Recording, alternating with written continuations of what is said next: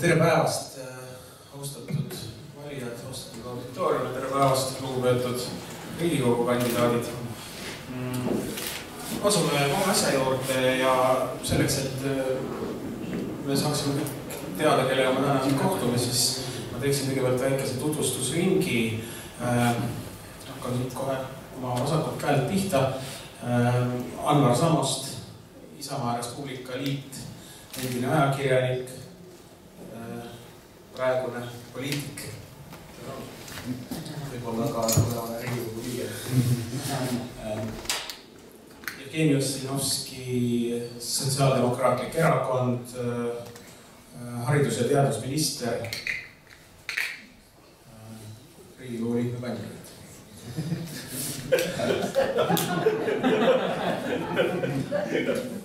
Deniss Boroditš, Reformierakond, Riigikogu liige ja kandidaat. Avo Plomkin, Vabaerakond, aktivist.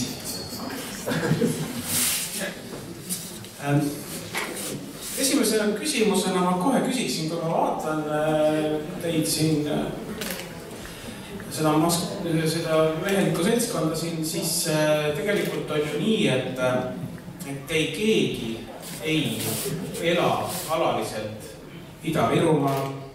Te ei tööta siin nii-öelda põhikohaga ega nagu igapäevast seost teil meie maakonnaga ju ei ole.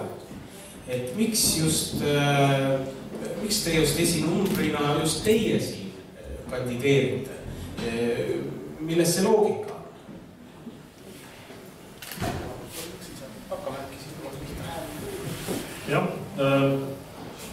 esiteks mul oli ka oma sõna öelda, siis kui erakond otsustas ringkondade esinumbreid. Ei, ta töötab, jah. Et mul oli ka oma sõna kaasa öelda, kui erakond esinumbreid otsustas ja lähtuvalt sellest, et ma olen Ida-Virumaalt pärit.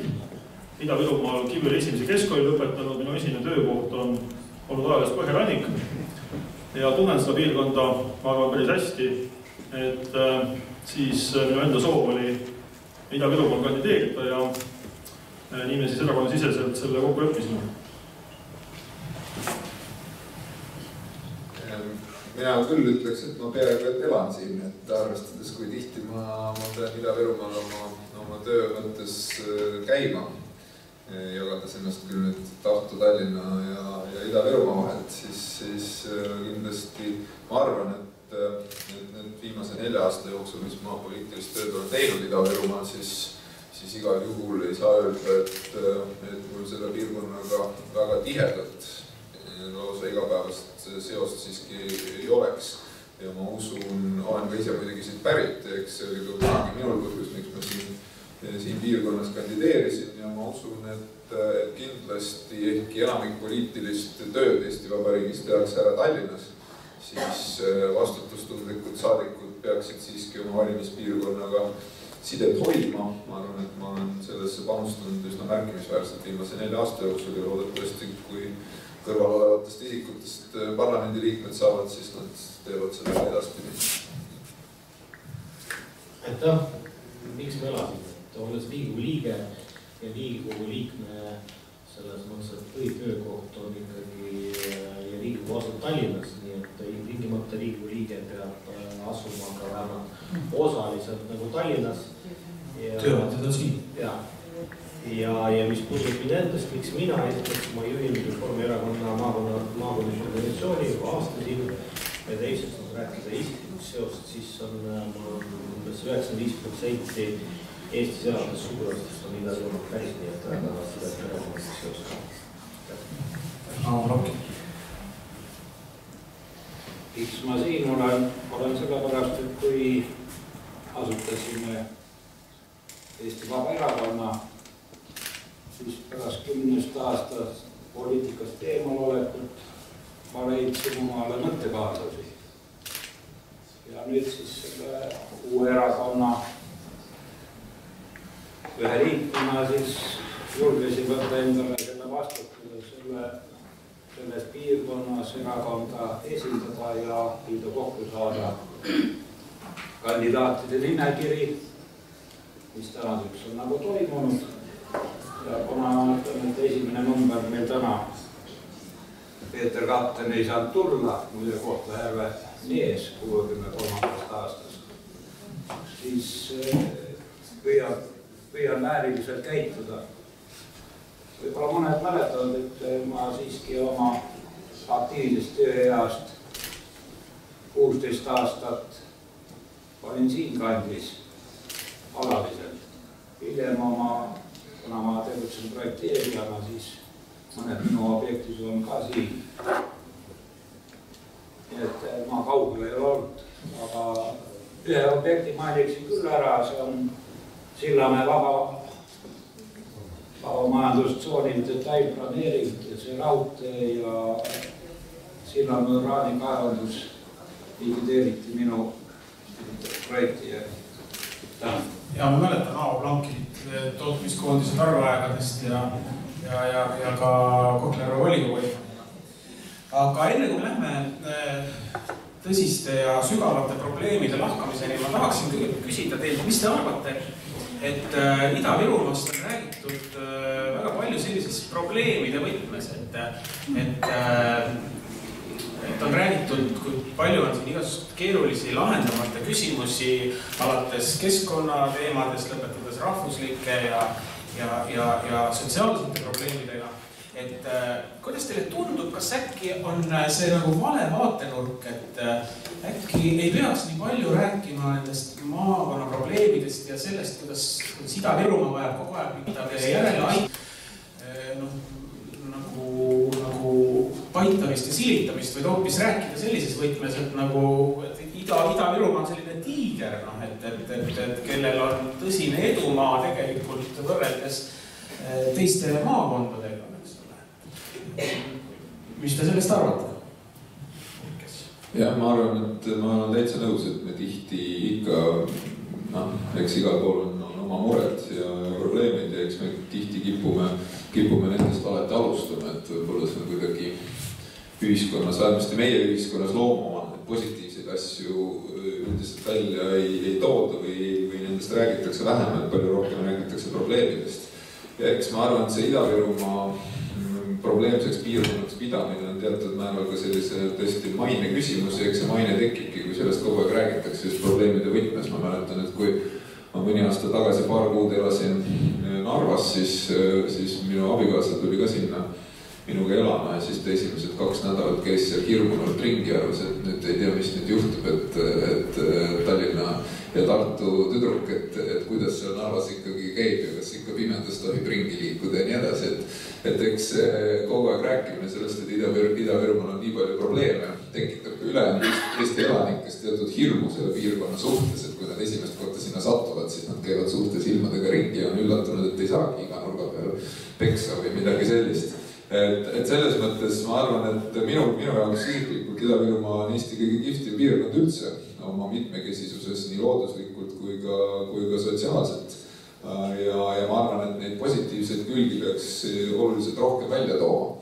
Aga teisipidi loomulikult ka nüüd, kui me räägime sellest, et erakonnad küsivad mandaati, et esindada piirkonda Riigikogus, siis loomulikult mitte selleks, et minna kiitlema sinna, kui tore on Ida-Virumaa, vaid siiski lahendama mingisuguseid konkreetseid küsimusi, konkreetseid teemasid. Ja mis seal salata, eks neid probleeme ka on üks jagu. Nii noorte väljarände mõttes, nii sotsiaalsete probleemide, terviseprobleemide küsimuses, siis loomulikult ka see nõndanimetatud lõimumise teema kindlasti on üks, need on kindlasti teemad, millega ütleme, mis on eripärased. Loomulikult teistes piirkondades on seda ka, aga on teatud selliseid spetsiifilisemalt Ida-Virumaad puudutavaid küsimusi ja loomulikult neid tuleb vastavalt käsitleda ja neid probleeme püstitada, aga ma olen nõus sellega, et me võiksime tegelikult palju rohkem seda positiivset poolt esile tõsta, et tegelikult siduda Ida-Virumaad rohkem ülejäänud Eestiga, et ülejäänud Eesti inimesed tahaksid siia tulla, vaatama, elama, puhkama ja nii edasi.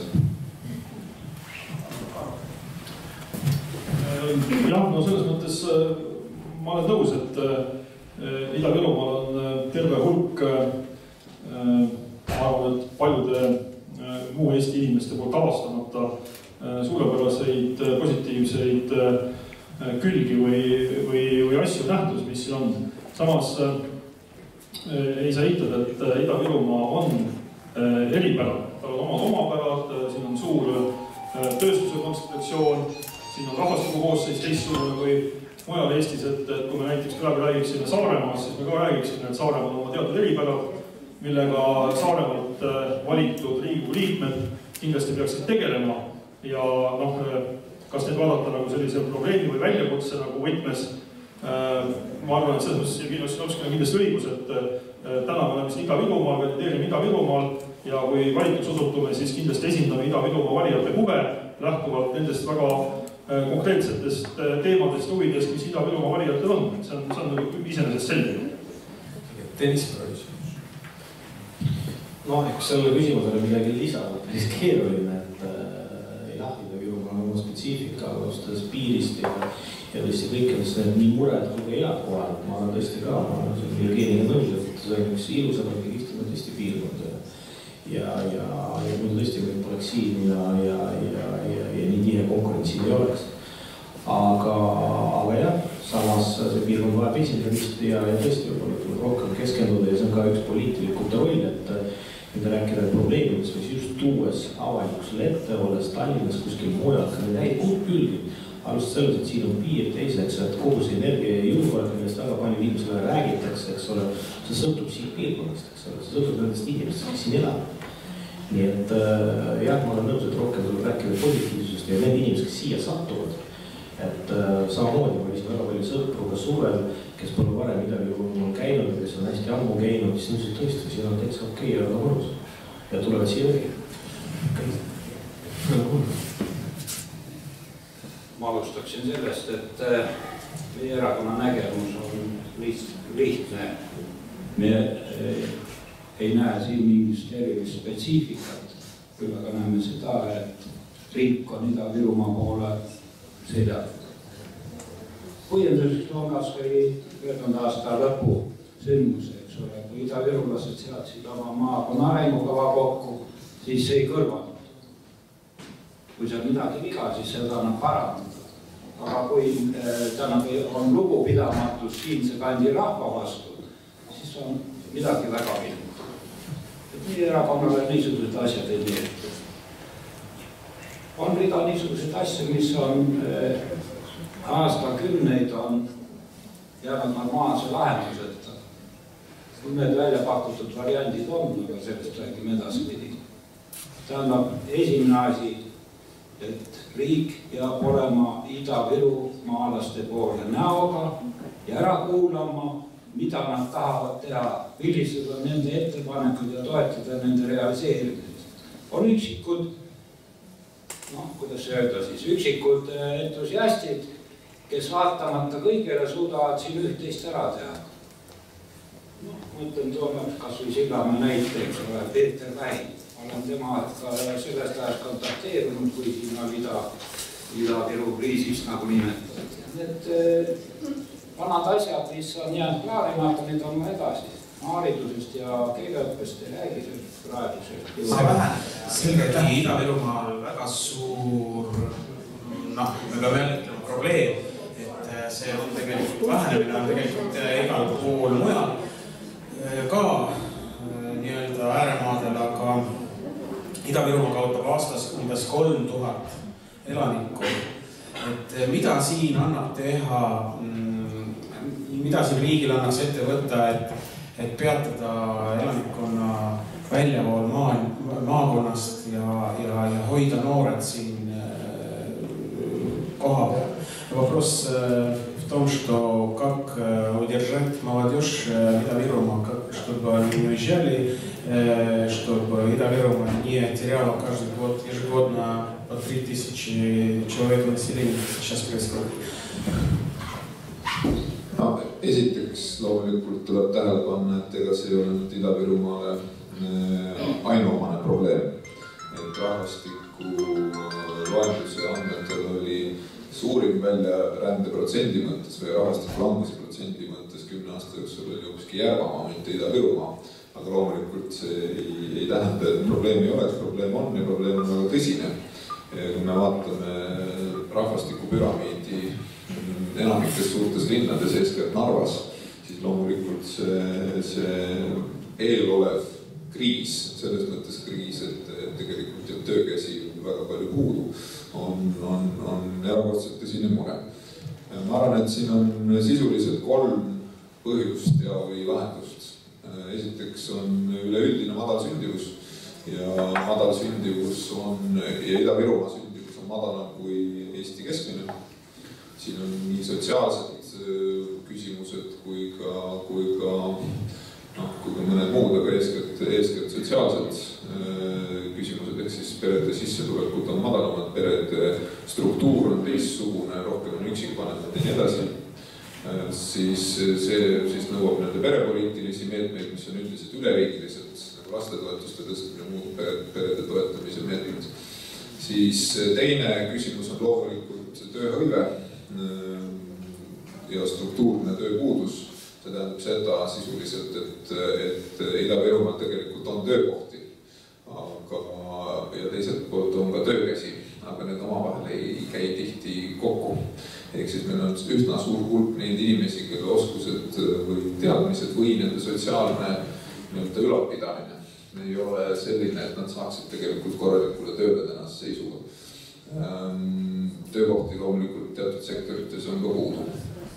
Ja siis on küsimus loomulikult nende lisaks tööpuudusele on küsimus ka laiemalt töötasust ehk siis palkade tasemes.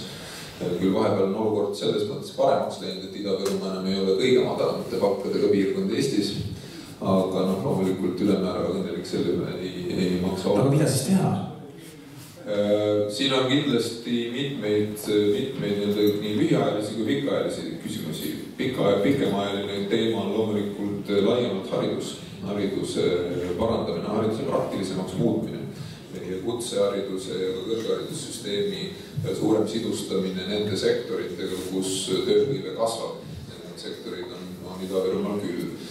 See on üks teema. Teine teema kindlasti lühiajaliselt on siiski see, et me peame tegelema oma töötajate ümberõppega oluliselt palju jõulisemalt kui siiani tehtud ka kvaliteedi mõttes, aga me peame tegelikult juba täna töötavad inimesed suunama ümberõppesse, täiendõppesse ja paraku Ida-Virumaal, arvestades seda, et enamik elanikkonnast on venekeelsed, siis elukestva õppe lähenemine, et inimesed võiksid täiendõppe, et see ei ole üldse juurdunud. See on kindlasti üks olulisi muresid.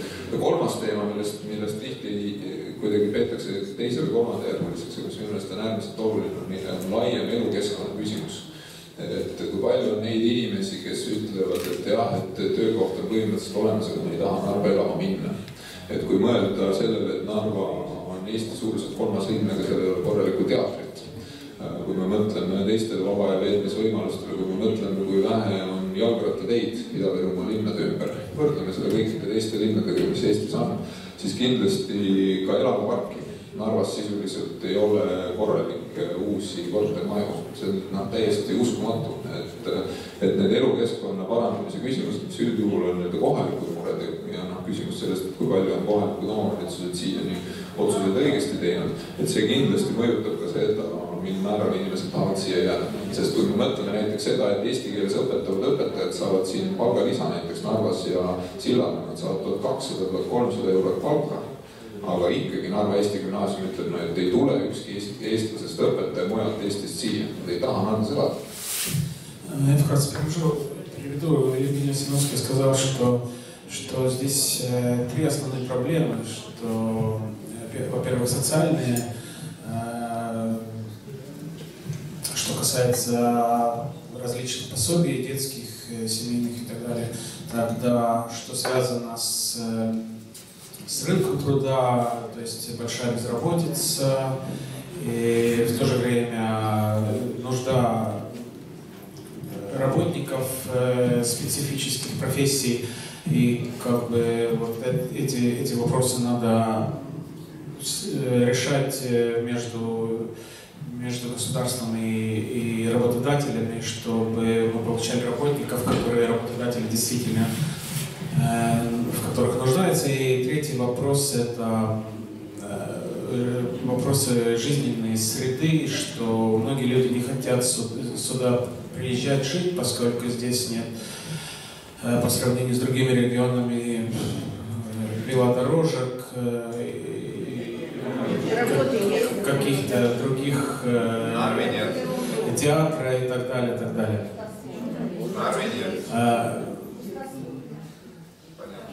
Да, я не уверен, что если это все будет, что эта ситуация без... Ma vastan küsimusele ja natuke kommenteerin seda, mida Jevgeni Ossinovski ütles, siis Ossinovski ütles põhimõtteliselt õigeid asju. Et need asjad, mis hoiavad inimesi mitte ainult Ida-Virumaal või Kohtla-Järvel, vaid ükskõik kus Eestis, sest et põhiprobleem on see, et Eestis lähevad inimesed ära. Eesti-sisene liikumine on tegelikult väiksem probleem. Need on töökohad ja õppimisvõimalused. Selge on see, et Ida-Virumaal on töökohtade mõttes väga suur potentsiaal. Siin on väga oluline osa põlevkivisektoril ja kui ma olen hästi lühidalt räägin, olen konkreetne, siis tegelikult üks konkreetne asi, mida kindlasti peaks tegema, on hoolitsema selle eest, et põlevkivisektorisse tuleks uusi investeeringuid, et need ettevõtted, kes on juba siia investeerinud, saaksid oma tootmisvõimsusi täiel määral koormata. See on ka osa Eesti ekspordivõimest ja need ettevõtted ei peaks koondama, nagu me siin teame, viimastel kuudel üks piirkonna suurimad ettevõtted VKG on minna väga palju koondama, kuna riigi poolt loodud maksukeskkond ja regulatiivne keskkond on selline, mis võtab ettevõtte käest täpselt sama palju raha ära nii rasketel aegadel kui ka headel aegadel ja IRL-il konkreetselt on olemas selle kohta reaalsed lahendused programmis.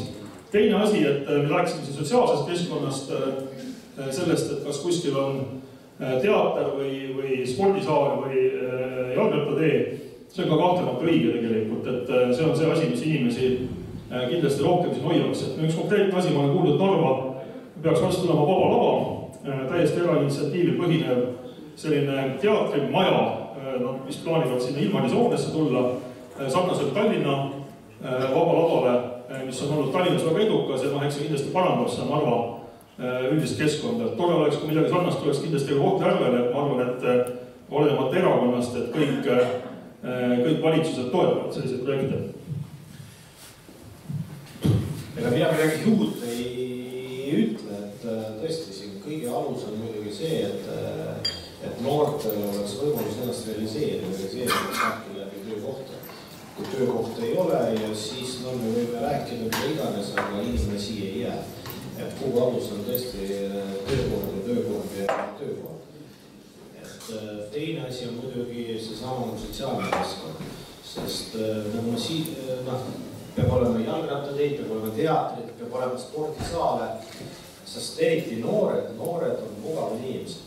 Näiteks külastada siin Kohtla-Järve spordihoonet, et selles ujulas, mis oli ehitatud, ma ei tea, 78 aastat, et kus need plaadid kukuvad ära, see ei ole kõige kaasaegsemad tingimused.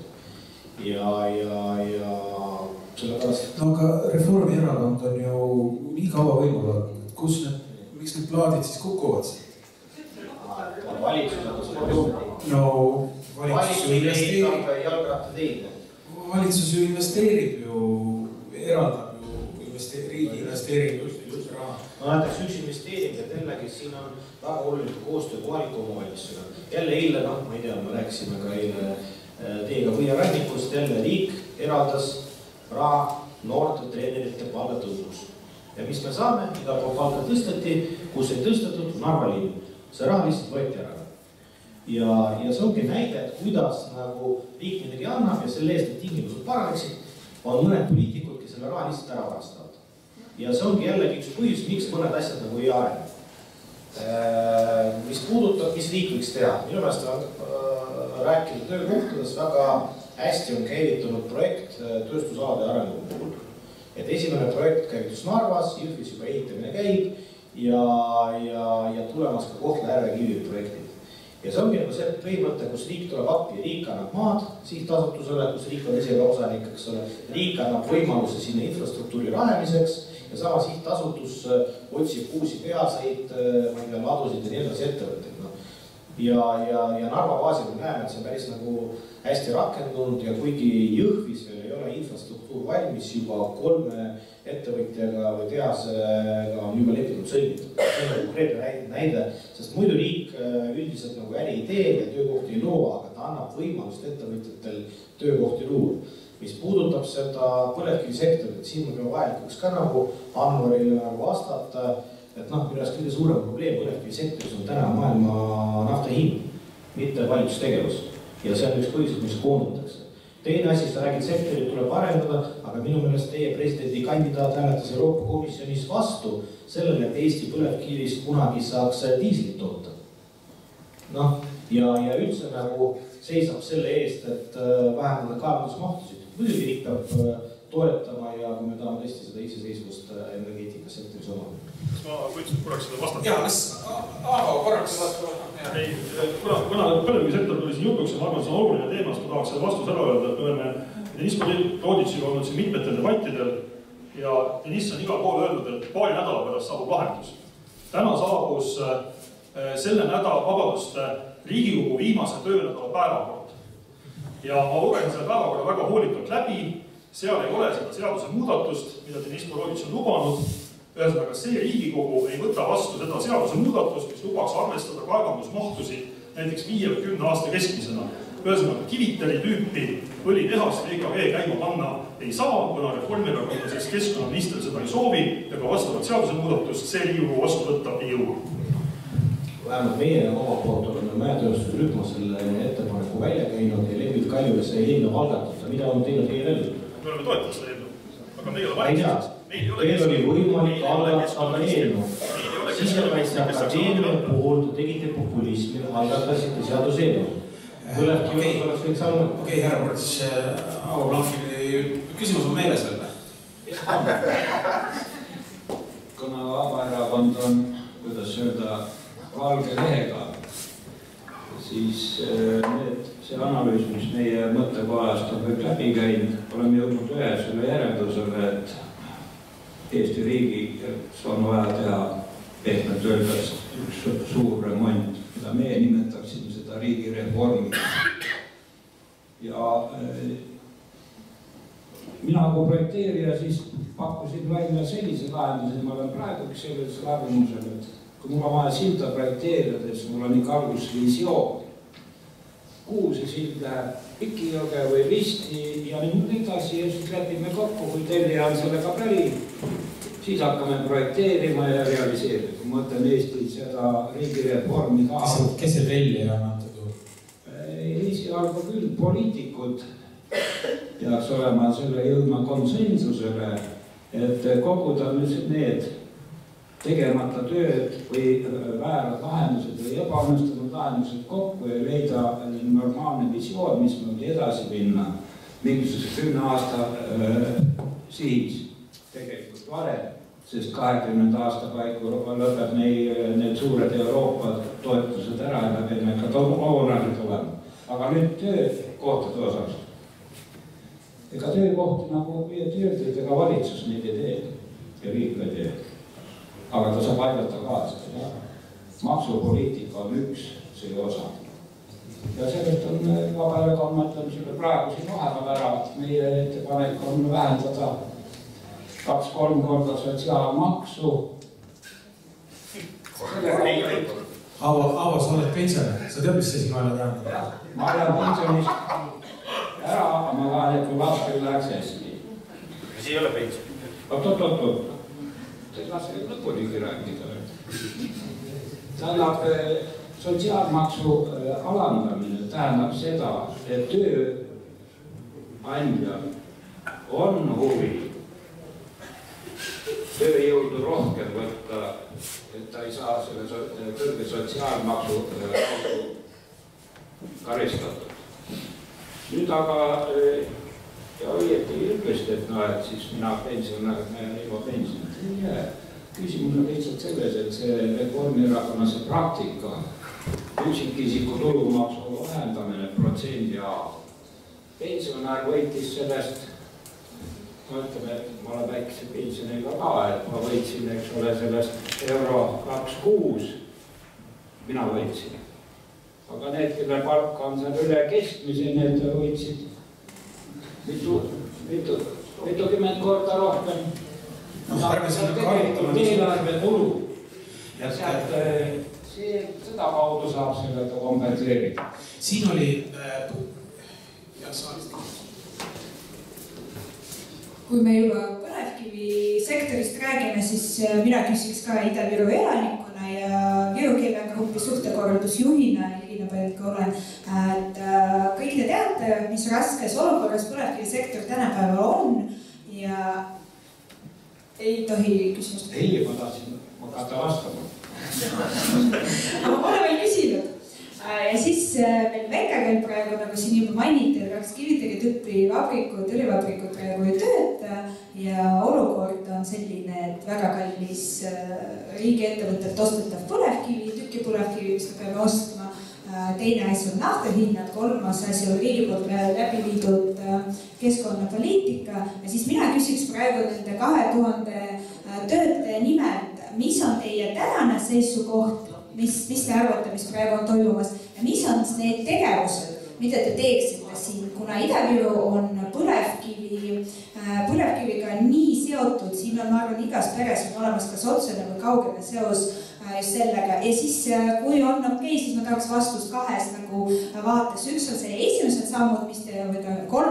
märtsist hakkate tegema ja mis on see pikaajalised ja kui te midagi vastu ei ole, siis ma lindistaks ka. Aitäh! Kuidas päästa VKV? See ei ole juhuslik probleem, see on kunstprobleem tekitatud. Põhjendame lihtsalt ka ära, siis saate ka lahendusest aru. Põlevkivi on riigi ressurss. Ja nüüd ei saa aru sellest, mis kombel on saanud seda, et riigi ressurssi saavad kasutada ühed soodsamalt ja teised peavad sellest topelt hinda maksma. On aru saada? Aitäh! Mind ei pea lindistama, ma just tulengi, käisin 4 tundi maha. Et ma räägin igal pool ühte sama juttu. Nii, kõige suuremad, nagu ütlesin, maailma naftaturu hindaga mõjutada ei saa. Aga siin ka valitsus viimasel ajal on olnud diskussioonid selle kohta, et see liigumaksupoliitika, just keskkonnapoliitika võiks nagu olla seotud maailma naftaturu hindadega, et siis, kui on maailma naftaturu hind kõrge, ehk siis sektoril läheb paremini, siis riik saab ka rohkem makse, kui siis, kui maailma naftaturu hind on madalam, ehk siis põlevkiviõli oma konkurentsivõimet nagu ka nagu väga palju kannatab, et siis nagu riik võtaks ka vähem makse.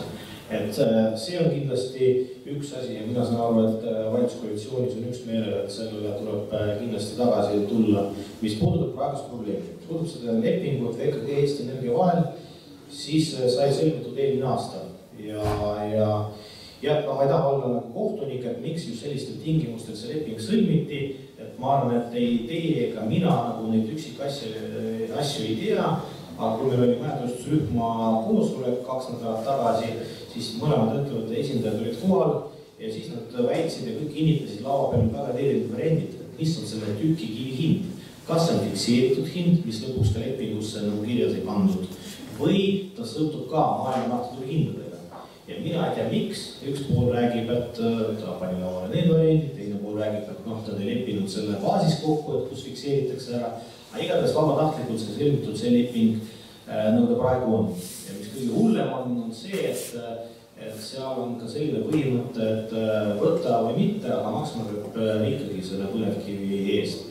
Ja lahendused on need, mis meie mäetööstusrühm on välja pakkunud, et lühiajaline lahendus on see, et kuigi meil on maksimum piirkaevandus 20 miljonit tonni pandud praegu, aga kõik need aastad on kuskil kaevandud 15-16 miljonit ja selleks, et mitte seda piiri nagu suurendada, et kaalutletud keskmine võtta arvestades 7 aastat tagasi, et see annab seal hulgas VKG-le kuskil täiendavat 1,7 miljonit tonni täiendavat võimalust kaevandada, kuskil veel 5 aastat. Ja selle 5 aasta jooksul me peame siis avalikkuses läbi viima debatti, kas me jääme selle 20 raamidesse või me tahame arendada seda sektorit edasi, sest ka Eesti Energia plaanib Enefiti tüüpi tehasid järjest arendada, mis tähendab järjest rohkem kivi läheb vaja, või me tõesti nagu lepime kokku, et see keskkond on nii oluline, et sellest piirist üle ei lähe. Ja nii ongi. Ma pakun, et ärme nüüd väga spetsiifiliseks mine, et miljon tonni siia, lühikesed vastused.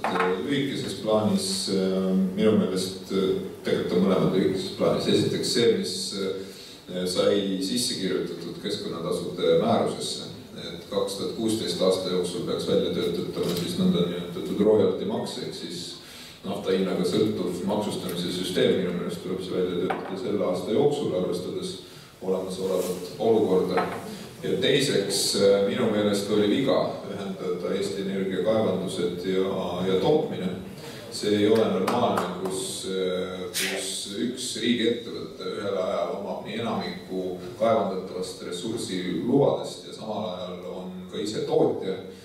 Tegelikult on meie praeguses koalitsioonilepingus ka punkt sellest, et me nad eraldame, aga kahjuks ja koalitsioonipartner Rahandusministeerium ei ole astunud märkimisväärseid samme selleks, et seda küsimust lahendada, et see ressurss oleks siiski eraldatud. Ma arvan, et see on tegelikult hädavajalik selleks, et meil tekiks üleüldine selline võrdsetel aluste pakkumine põlevkivile. Üks nendest, kui Rahandusministeeriumi all on Eesti Energia, siis kaevandamine peaks olema siis kas keskkonna või majandusministeeriumi all, nad peaksid olema eraldi selleks, et oleks võimalik kõigil võrdset ligipääsu ja pikemas plaanis, mis kaevandusmahtusid puutub, siis loomulikult lühiaegselt on surve seda tõsta.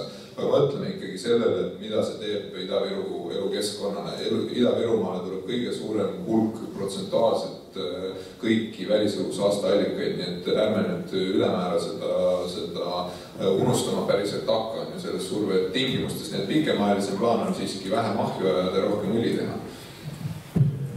Küsimus oli, mis kohe oleks vaja teha, et kui 3. märtsil oleme valitsuses, mis me teeme, et siis 3. märtsil loodetavasti meie erakonna või meie koalitsioonipartneri keskkonnaminister kirjutab alla käskkirjale, millega lubatakse kaevandusmahtusid arvestada 5 või 10 aasta, mis siis sobivam on lõikes. See annab VKG-le võimaluse kohe oma kaevanduses mingi aja jooksul hakata rohkem kaevandama ja inimesed vähemasti ühes õlitehases kohe tööle tagasi võtta.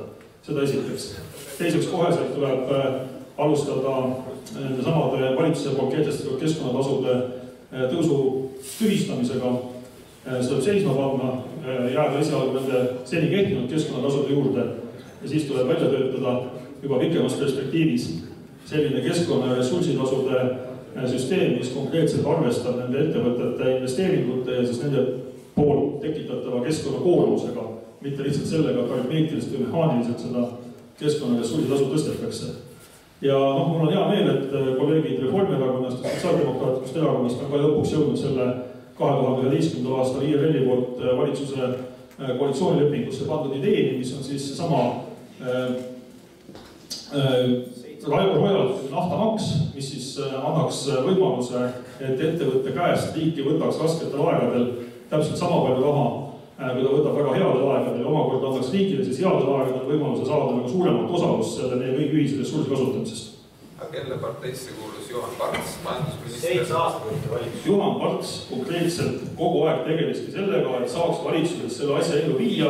Reformierakond oli selle asja vastu, omadel põhjustel, ma ei oska öelda miks. Kui valitsuses on 2 partnerit ja üks ei taha mingit poliitikat ellu viia, siis kõigil on aru saada, et sa võid olla kuidahes võimekas, kahekesi sa võid tangot tantsida. See jutt, et me oleme koalitsioonis, et algul lubame enne valimisi hästi palju asju kokku ja siis pärast, kui teeme koalitsioonis, me teeks küll, aga partner ei lase.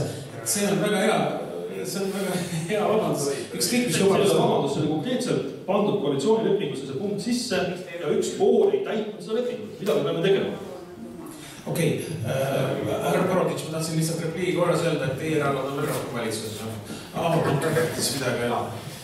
Tahtsin repliigi korras öelda, et meie erakonna programmis on sees, et tuleb taastada rahvuslik põlevkivikeemia uuringud, teaduslik pool. Sest see, et põlevkivi läheb ahju, saame elektrit, see on hea, põlevkivi läheb, eks ole, generaatorisse saame õli, aga teine pool, mille poolest esimese Eesti Vabariigi ajal Eesti oli üle maailma kuulus, oli just põlevkivikeemia uuringud. aga sellest võib pärast, Viktor Andreev võib sellest pärast pikalt seda rääkida. Ma ütlen, et tänan, sul on kolmas moment. Väga lühidalt tahaks veel öelda, et IRL valitsuses pole olnud terve aasta, on olnud Reformierakonna sotsiaaldemokraatide valitsus. Mina pean ka Juhan Partsist väga lugu, ta on väga võimekas inimene, aga ma tõesti ei usu, et valitsusse mitte kuuludes Juhan Parts suudab takistada nii toredat valitsust, nagu meil praegu on õiged otsused tegemas. Ta kindlasti ei tee seda. Okei, meil on üks saali küsimus. Tere päevast, mina olen Keitan Saluver ja esindan, siin on dualistlik esindus, et ma olen ka Hydrogenaatio, osaline Hydrogenaatio juhatuse esimees, kes siis tegeleb ja missiooniks võtnud endale võib-olla siis Eesti potentsiaali tervikliku ärakasutamise üks suur suund on meie maavarade potentsiaali tervikliku ärakasutamine. Siin on see, et ma käin koolis ka. Aga minu küsimus, et saada sellise positiivse noodi peale tagasi ja me vaielda võiks selle teemal muidugi väga kaua. Me kuulsime probleemidest põlevkivis maailmas ja tööstuses. Aga minul on selline küsimus kõigile siis kahe sõnaga, et kus te võtate informatsiooni võimaluste osas põlevkivi väärindamises? Sest et seal on väga suured võimalused olemas, aga selle üle me siis kogu aeg vaidleme. Ja teine küsimus ongi siis see, et kas te tahaks sellest rohkem teada saada? No ma võin nõustuda, et ma olen nõus teiega, et mida pikemaks me seda väärtusahelat, mis põlevkivil rajaneb, suudame ehitada, mida rohkem me suudame sellest väärtusest nii-öelda välja võtta. Kus seda infot saate? Ettevõtete käes, kes selles sektoris tegutsevad, on kõige lihtsam saada infot, suhtleme nendega väga lähedaselt, nende ministeeriumide käest. Kahjuks Eestis on jagatud see sektor 3 ministeeriumi vahel, keskkonna, majandus, kommunikatsioon ja rahandusministeeriumi vahel, aga seal on palju infot. Lõppkokkuvõttes minu Virumaa kolledž, põlevkivi kompetentsikeskus. Informatsiooni puudust tegelikult ei ole. Jah, ma olen täitsa nõus, et informatsiooni puudust ei ole küll, aga ma arvan, et see ei ole ka poliitiku asi hakata tegelema tootearendusega või toote väärindamise konkreetsete projektidega. Riik, valitsus, Riigikogu peab looma selleks soodsad võimalused, et teadus-arendustegevuse kaudu koostöös ettevõtete teadusasutustega oleks võimalik siis leida neid lahendusi, kuidas põlevkivi paremini väärindada, kuidas sellest rohkem raha teha ja seda maha. Ja selles osas on ju teaduse rahastamist, teadus-arendustegevuse rahastamise poole pealt järgmiseks perioodiks aastani 2020 on meil 3 sellist prioriteetvaldkonda, kus riik investeerib teadus-arendustegevusse, üks nendest on ressursside tõhusam kasutamine, ehk siis ressursside väärindamine. Kogu põlevkivi väärindamisega seotud temaatika on tegelikult teadus-arendusrahastuse mõttes üks prioriteetvaldkond. Aastani 2020 meil on aastas 150 miljonit eurot teadusrahastamist, nii et see on ka tegelikult võimalus konkreetsetel ettevõtete, konkreetsetel teadusasutustega, põlevkivi kompetentsikeskusega otsida neid koostööpartnereid, otsida neid võimalusi, saada sellest ka raha, et need uued lahendused leida, välja töötada ja siis ka kallimalt maha müüa. Ma lisaksin seda, et ikkagi see on eraettevõtlus ja iga ettevõte, kes tegeleb selles valdkonnas, tahab 2 asja. Teenida rohkem väiksete kuludega. Et täpselt mida kallimad saab oma toodet müüa, mida rohkem saab väärindada seda produkti, eks ole, suuremad oma tulu. Ja samamoodi ta kogu aeg mõtleb, kuidas oma töötamist veel efektiivsemaks teha. Et meil on muidugi, ma tean, et VKG on ka ja Eesti Energia on pipeline'is nagu nii diisli tootmine kui ka tsemendi tootmine. Ja nii et jah, see ettevõtted ongi need, pluss see teadusarendus, mis lisaks tuleb, aga ettevõtted on muretsega, et kogu aeg mõtlevad, kuidas saab kallimalt ja kuidas saab odavamalt toota. Ma kordan seda, mis ma alguses ütlesin. Kodanikul Eesti, esimesel kodanikul Eesti ajal ta oli rahvuslik teadusarv. See on mandunud. Aga õnneks ei ole veel nii hilja, et need, kes üht-teist veel põlevkivikeemiast jagavad, et need kõik ära oleks läinud. On vaja ainult toetada neid, kes tahavad neid asju uurida, vähemalt magistri tasemel. See vahepeal see kompetentsi põlevkivikeemia alane, ma ütlen, pean seda siin, see vahepeal nagu mandus. Aga tahaks loota, et võtame kas või sama Virumaa kolledž suudab tühimiku täita ja alles võtta seda ja edasi arendada, mis on tuleviku väärt. Nii, et meil on üks saali küsimus. Palun tutvustage ka ennast. Tere päevast, olen Kohtla-Järve linna elanik, tavaline pensionär. Keegi ei ole kahjuks puudutanud meie transporti. Kuidas me liigume, kuhu me liigume. Mitte, et meil on vaja teda ilma rahata, ma sõidan ilma rahata teatud kellaaegadel, kui mul on vaja sõita, siis ma muidugi sõidan. Meil ehitati uus bussijaam. Seal on 12 tooli ja muud rohkem midagi. Tablood jookseb. Mis seal bussid üldse seal ei liigu ega peatu. Me ei teagi õieti, kus bussid peatuvad. Kas ta peatub siin või seal, kas ta sõidab sinna või ei sõidab. Teiseks, meil ei ole bussiühendust. Jõge, Põltsamaa, Paide, Pärnu, Türi, Tapa, Kadrina. Meil ei ole ühendust. Ma hakkan sõitma Viljandisse, ma sõidan 3 bussiga. Ma saan Tartusse, et sealt ümber istuda, see buss läitab sama. Ja keegi selle kohta mitte midagi räägi. Ja teine küsimus on muidugi meditsiin. Silmaarstile ma ootan pool aastat. Sellega ma olen kas surnud või pime. Tavaline ultraheli, 2 kuud. Kõik. Kas on midagi ette võetakse selle koha peal, keegi ei räägi. Ja samuti muidugi hambad. No see bussijaama teema, see 12 toolis on tõesti irooniliselt kõlab. Ma saan aru, et see on rohkem kohaliku omavalitsuse teema, aga see transport üldiselt ja ka meditsiiniprobleemid, need on ju sama vanad kui meie taasiseseisvuse aeg, eks ole. Aga transpordiga siiski, et ühelt poolt on kohalik, teiselt poolt vaba ettevõtluse teema, et kui bussiliin ära ei tasu, et seda bussiliini siis ei panda. Eks meie mure on see, et inimesi on väga vähe ja elavad nad laiali ja sellepärast on ka neid bussiliine jäänud vähemaks, mis puudutab nüüd maakondade ülesid, pikemaid sõitusid. Aga maakonna sees ja tegelikult Ida-Virumaal on ka maakonna sees üsna suur probleem. Linnas võib-olla veel saab, aga väiksematest küladest, me ise olen Aserist pärit, siis sealt selleks, et Puruhaiglasse saada, saab 2 korda nädalas ja ümberistumisega ja tagasi tavaliselt ei saa, kui arsti vastuvõtt õhtupoole. Et see on nüüd küll küsimus, kus on probleem selles samas haldusreformis.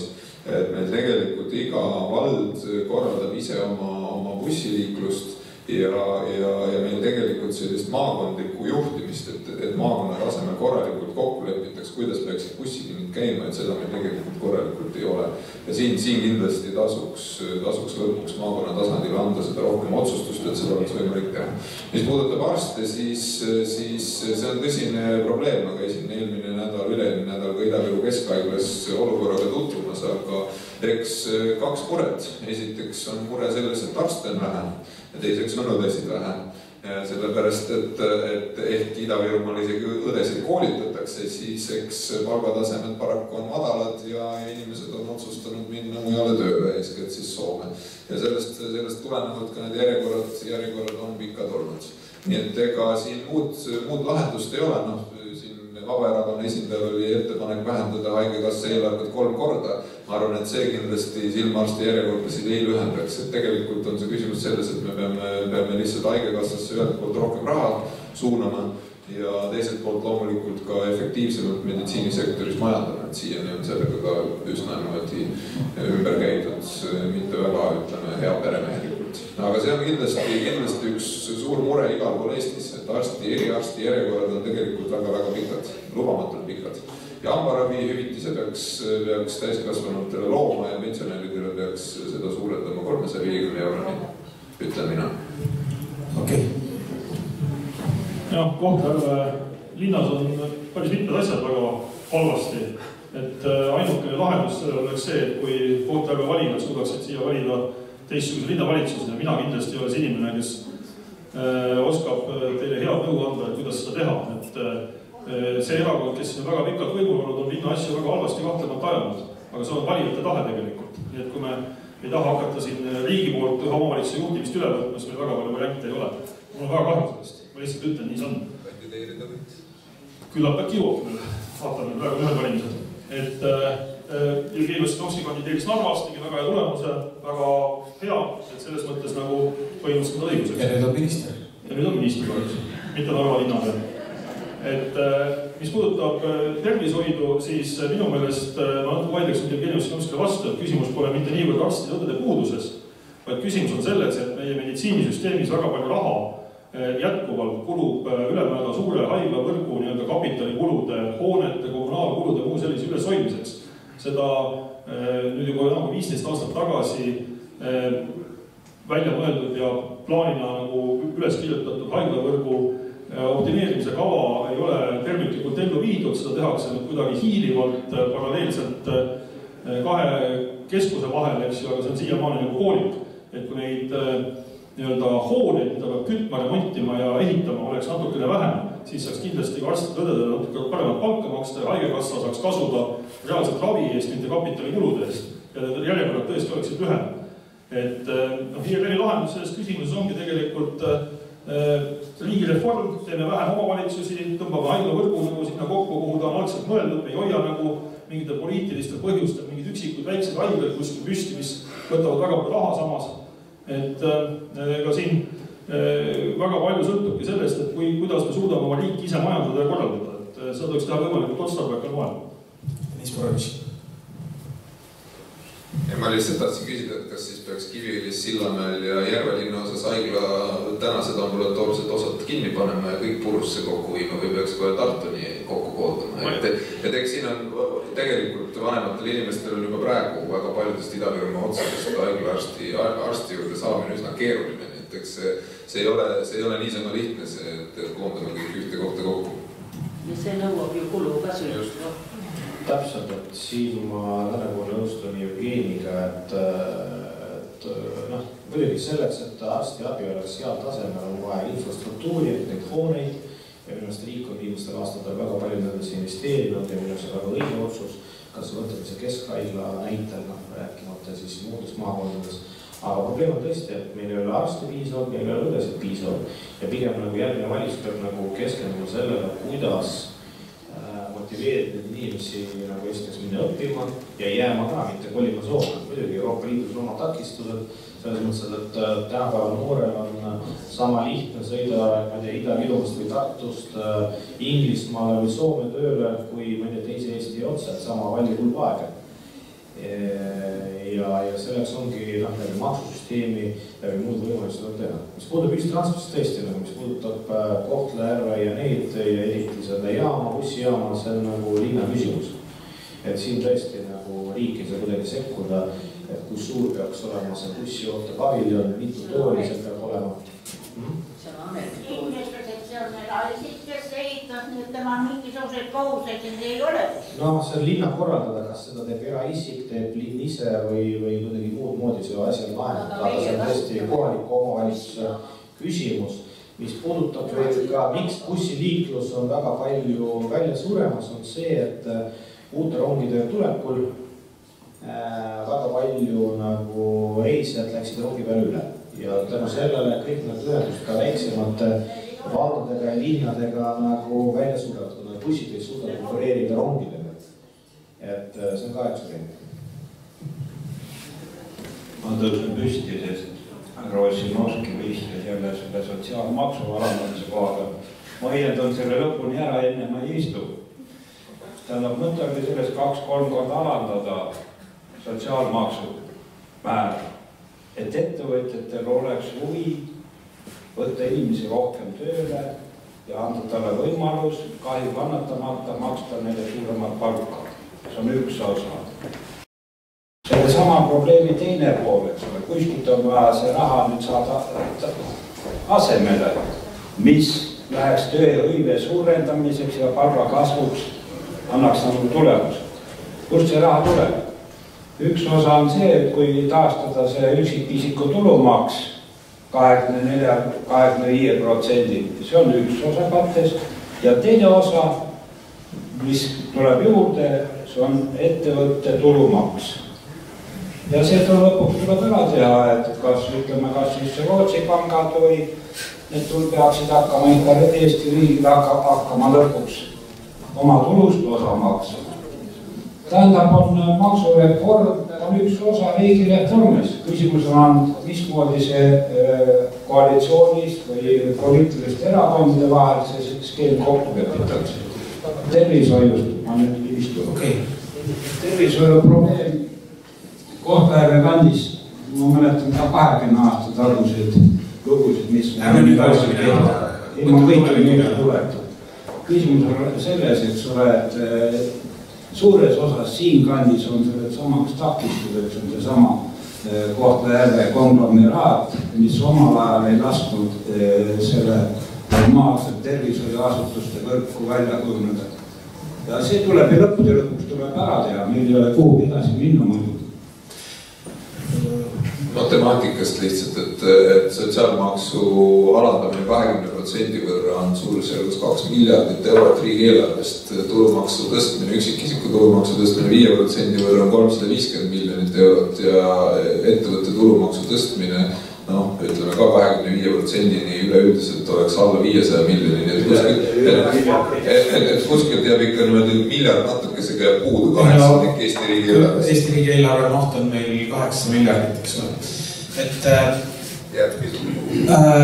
üks probleem, jätame nüüd selle meditsiini ja põlevkivi, aga üks üldisem probleem on minu meelest aastaid, mis on nagu takistanud Ida-Virumaa arengut, on see, et Ida-Virumaa suurtes linnades on väga kaua, väga pikalt olnud võimul üks erakond, kes ei ole paraku pika aja jooksul saanud võimule riigis ja mis on põhjustanud siis sellise olukorra, kus Ida-Virumaa suured omavalitsused on pidevalt nagu opositsiooniparteis ja kui on mingi raha jagamine, siis öeldakse, et et anname ikka kõigepealt oma poistele, aga seal need, kes on, et las Savisaar toidab neid, eks ole.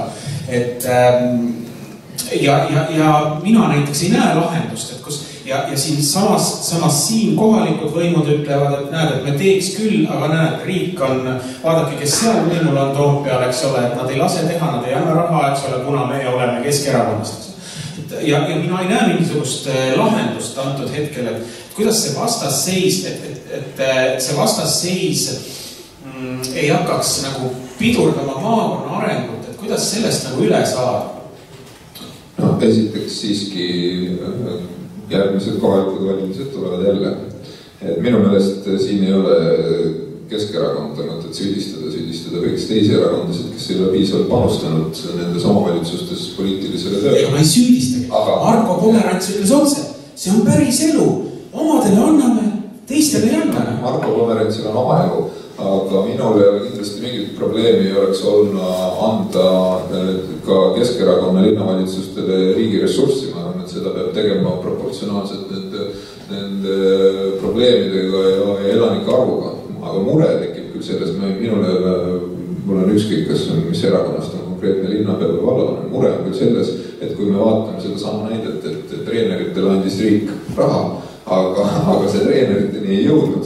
Kui riik annab kuskile mingisuguse rahalise ressursi, aga tegelikult me teame, et koha peal kas see varastatakse ära või siis seda lihtsalt kasutatakse kuskile mujale, et sellest ei anna seda tulemust, siis miks peaks kulutama seda riigi raha kuskile, kus see tulemust ei anna, kus see täidab teisi eesmärke. Kui te ütlete, et raha on varastatud, siis tuleb keegi vangi panna ju, aga ei juhtu ju. Ühed inimesed ootavad siin juba mitu aastat oma järgmist kohtuotsust, ma loodan, et see varsti sünnib ära, aga see on kohtuotsus.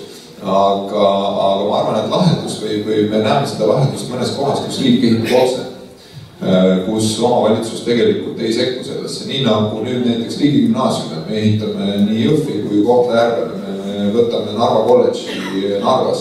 objektid, mida saab need samad tööstusalad, et objektid, kus raha ei käi läbi omavalitsuse kassa, siis see on tegelikult see koht, kus riigil on kindlus, et see raha jõuab kohale ja siis need objektid ka tulevad. Nii et rohkem üleriigilise tähtsusega objekte. Üks nendest järgmistest võiks näiteks olla Sisekaitseakadeemia ületoomine Ida-Virumaale, võiks olla korralik objekt, mille riik valmis ei.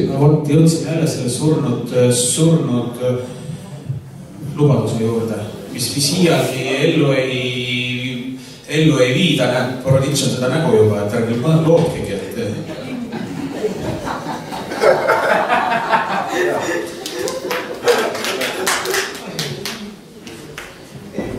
muidugi, et Jaalati öelda, et mina teeksin alati ära, on olemas see kiuslik koalitsiooni partner. Et minu ajast see näitabki, et vaata nii nagu Anvar rääkis, et vaene Juhan Parts ei saanud asju ellu viia. Siis ta näitab, et mulle see minister oli nõrk, et kui ta ei suutnud seista selle valdkonna eest. Samamoodi ka siin, et ma ei tahaks, et kõigepealt räägiks lõpuni, mis Jevgeni alustas ja seda kohaliku võimu. Ma arvan, jah, see kõige suurem takistuseks olnud siin piirkonnas, ma ei tea, viimased 10-15 aastat. Kui see vastast ei mõjuta küll, aga mitte võib-olla väga palju sellestki, et kuskil on vähem raha eraldatud. Näiteks võtame kas või linnaliste meediatest, et Euroopa Liidu vahendid, mis eraldavad, siis Ida-Virumaale tuleb inimese peale kõige suurem summa. Ja vaatamata sellele, et siin enamus suuri linnu ja suured summad lähevad, ongi opositsioonis, riigis olevad opositsioonis nagu erakonnad esindatud, aga ei nagu õigused. Nii nagu ka äris, nii nagu poliitikas tuleb rahva nagu armastus välja teenida, tuleb minna kohale ja pakkuda konkurentsi, et lihtsalt nagu süüdistatud ühte erakonda ei ole õige. Ma olen tõesti nii Reformierakond kui ka sotsiaaldemokraadid on viimased nad tublid, kui ka IRL, vaba erakonda siis ei olnud ja et nägid vähe vaeva selleks, et olla poliitilist aktiivset nendes piirkondades. Ja ma arvan, kui aktiivsus oleks suurem, siis võib-olla need linnavõimud oleks ka teistsugused. Nii et sellesse tuleb panustada ja ma võin rääkida Reformierakonna poolt, et me oleme omad järeldused teinud ja me tulnud siia aldiseste kavastele. Me oleme Ida-Virumaa olemas ja jätkame ka. Siin Riiati Sisekaitseakadeemia praegu. See on meil Vabaerakonnas läbi arutatud asi. Esiteks, see väärtusstruktuur, mis töötab, ta on stabiilne ja ta on strateegiliselt turvaline. Ta on ajutatud. Nüüd, eks ole, IRL pakub välja lahendust, et toome Ida-Virumaale siis oma munakorvi ja paneme siis siia kõikuvale pinnasele, et kui kukub, siis on kõik. Ma tõin selle ülekantud tähenduses, aga niimoodi neid riigis neid asju ajada ikka ei saa. Analoogiline lugu on selles kõikides nendes tsentraliseerimistes, kus Latv enam ei tea, mis all toimub. Ja kui nüüd, eks ole, panna sellesse situatsiooni, ütleme, Sisekaitseakadeemia siia Ida-Virumaale kunstlikult tuua ja jälle raiuda betooni, see ei ole õige lahendus. Küll on aga õige lahendus see, et siin on suurepärane koht kõikidel kursantidel saada korralikult praktika. Nii et arvestades just sellega, et eripära on see suurepärane koht. Nüüd, mis selles... Hea küll, jätan praegu ette. Anvar, kiiresti tahab midagi öelda. See lahendus saab olla see, et väga pikale. Ma olen nõus, et kõik erakonnad peavad pingutama, aga selline on see, et järgmistel valimistel seda läbimurret oodata oleks nagu natukene naivne. Isegi 2 aastaga ma arvan, et ei jõua seda saavutada, kui ma ei ütle, et töötama ei peaks. Et ega siin muud ei olegi, et riik tegelikult, ma arvan, on see raha andnud täpselt samadel alustel nagu teistesse piirkondades, lihtsalt seda raha pole osatud väga tihti midagi mõistlikku teha. Kuna Jevgeni Ossinovski peab kahjuks lahkuma õige pea, siis teeme kiire viimase küsimuse ringi. Ma tahan üldse küsimust küsida. Jah, okei. Kuna meil on arstide puudus, ülikool koolitab arsti välja ja need arstid lähevad kohe Soome. nad juba ülikooli ajal õpivad soome keelt. Kui palju maksab ühe arsti koolitus? Ja kas me koolitame arste soome jaoks? Ma ei tea, kas haridusminister oskab seda täpselt numbrit öelda, usun, et see on kümnetes ja kümnetes tuhandetes eurodes, aga mis te ettepanek on, kas me peaksime arstile panema väljasõidu keelu? Ei, mitte keelu, aga keelu siin ei raha. Töötamise aeg ja makske raha koolitust tagasi. Ma arvan, et teie soov on kindlasti ka arusaadav, aga me ei saa inimestega niimoodi käituda. Jah, et tegelikult jällegi loomulikult kõige lihtsam lahendus on see, paneme piirid kinni või hoiame inimesi kuidagi kinni. Mõelge ise, kas te tahaksite minna arsti juurde, kes tegelikult selle asemel, et teid ravida, tahaks hoopiski elada ja töötada Soomes. Ta ei taha seda tööd siis teha, kui me sunnime ta seda tegema. Nii et mina arvan, et tegelikult probleem on ju mujal, me saame sellest ühtemoodi aru. Tegelikult probleem on selles, et arstide palgad on liiga väikesed ja nüüd juba on põhiliseks mureks kujunenud see, et õdede palgad on liiga väikesed ja Eestis on arsti kohta liiga vähe õdesid, mis tähendab seda, et arstid on ülekoormatud oma töös. Ja eks see on see koht, kus tuleb neid lahendusi otsida. Meil lähevad inimesed arstiks õppima meile, lähevad õdedeks õppima, aga nende palgatase siin on lihtsalt liiga madal. Ja sellepärast on vaja lihtsalt tõsta nende palkasid ja ongi kogu moos. Aga meie pensionäridelt veel raha vähemaks ja anname arstidele juurde. No kuulge. Pensionid tõusevad vastavalt väga selgele mudelile. Aga kui ei ole kusakilt, siis võtte meil. Ei, no selles mõttes see ei käi niimoodi, et pensionikindlustuse osa ja ravikindlustuse osa sotsiaalmaksus on eraldi komponendid, nad ei riski üldse omavahel. Nii et arsti hulka tegelikult arstide rahastamist tuleb lihtsalt suurendada muude eelarve tulude arvetega. No see ongi see põhimõtteline küsimus ja kogu moos. No, ma saan aru, et küsimus võib olla paralleeli toomine näiteks minu teada Sisekaitseakadeemial ja nende lõppuritel, kes seal lõpetavad, on pärast kohustus teatud hulka nagu riigi jaoks nagu tööd teha. Mina saan aru, et siin on ettepanek, kas ei võiks antud valdkonnas samamoodi, kui riigi investeerib liiga palju, et mingisugune sidune leping, kas sa maksad ise selle kinni või sa nagu ma ei 2 aastat või mingi aja hulk nagu töötad. Siis meil on kogenematuid arste, kes lähevad kohe ära, kui see periood on täis. Ja küll lähevad ära. Selles mõttes, et selles mõttes paralleeli võib tõmmata. Ja kõik nad töötavad arstina. Aga mis puudutab, mina toon nagu natukene maksupoliitilise momenti nagu juurde, et maksudebatti on pole pidanud, et väga palju kõik erakonnad räägivad, et tööjõumaksudes. Näiteks mõni pakub astmelist tulumaksu ja nii edasi. Ja kuna arstid on kõrgkvalifitseeritud väga kõrgepalgalised töökohad, et siis kui me viime ellu astmelise tulumaks, siis nad saavad ju veel vähem palka. 30 eurot kuus. Ma tahaks... Aga mitte, et suure rahvast on kõik või? On sul midagi öelda selle kohta? Et ma tahaks kiiresti küsida veel, et oletame niimoodi, et teist kõik saavad Toompeale saavad ka valitsuskoalitsiooni. Ütleme, näiteks Anvar saab järgmise valitsuskoalitsiooni. Et mis hakkab järgmise 4 aasta jooksul Ida-Virumaal juhtuma, juhul kui teie saate Riigikogusse ja teie pääsete koalitsiooni?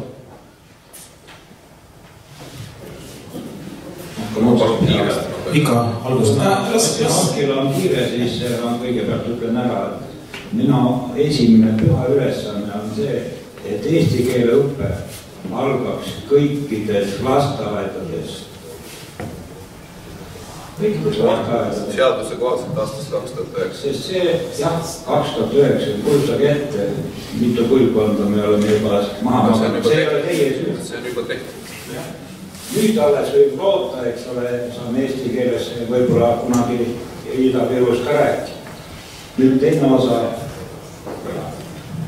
teine osa sellest, eks ole, koolide asi. Hästi ei meeldi see, et riik peab sekkuma selles, et peab koole. Mis on teie tegevus? Nii et, aga me oleme seda meelt, et iga või ole keeleküsimused gümnaasiumides, vene koolides ei ole lahendatud. Riik peab õpna selle oma tiiva. Praegu need 2 küsimus, mis puudutas haridusele, kuna Ossinovski hakkab nii. Jah, Jevgeni Ossinovskile väga meeldib see teema. Las ta nüüd vastab.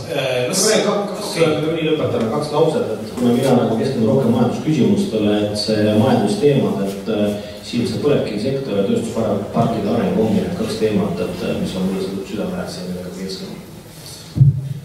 Ma arvan, et üldiselt võiksime me sõltumata oma erakondlikust kuuluvusest siiski ka ühiselt Ida-Virumaa huvide eest seista. Ma peaks ütlema, et eelmises koosseisus see väga hästi ei õnnestunud.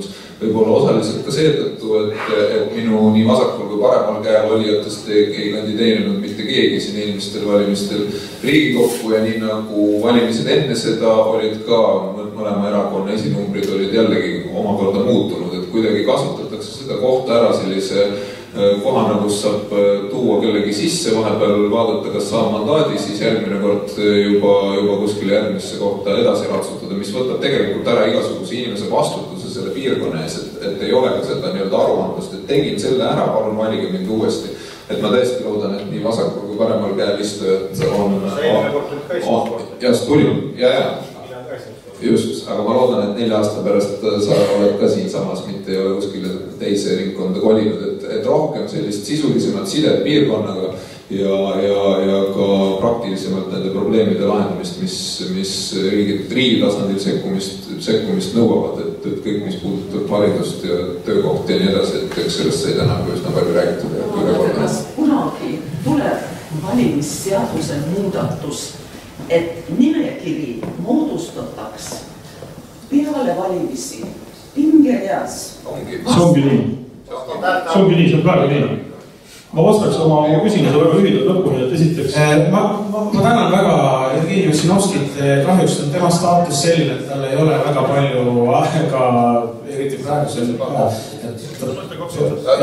ütlen 2 lauset ära, et esiteks ma kavatsen, kui mul peaks minema hästi ja seekord ma peaks jõudma Riigikokku, siis järgmine kord ma kandideerin ka kindlasti siin. Et 3 asja, mis Ida-Virumaal muutuvad, kui valitsuskoalitsioonis peaks olema IRL, on esiteks see, et väikesepalgaliste inimeste maksuvaba määr tõuseb kindlasti. Ida-Virumaal ei ole nii palju väikseid omavalitsusi, nagu meil praegu on, me saame palju tugevamad omavalitsused siia. Ja 3. põlevkivisektori üldine regulatiivne keskkond paraneb võrreldes praeguse olulisel määral. Ma tänan teid kõiki tänase huvitava vestluse eest ja tänan ka auditooriumi. Loodetavasti saite tänasest kohtumisest rohkem ettekujutust sellest, mida meie erakonnad täna enne eelolevaid Riigikogu valimisi arvavad meie elust ja tulevikust. Aitäh teile!